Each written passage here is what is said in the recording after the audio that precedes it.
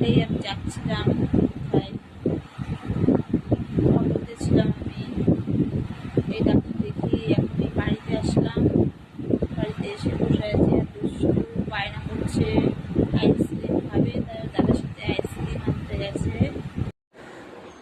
দুপুরে আমরা এখন খেতে বসেছি। আজকে দুপুরে এই যে আমাদের রান্না হয়েছে কাতলা মাছ, কাঁচকলা আলু দিয়ে, আর ডাল আলু সেদ্ধ। আজকে বেশি কিছু রান্না করতে পারিনি, ডাক্তারের কাছে গেছিলাম, তোমরা তো দেখলেই। এখন বাজে 5:30, খাওয়া দাওয়া করছিলাম তো দেখছিল, তারপরে ঘুমিয়ে পড়েছিলাম।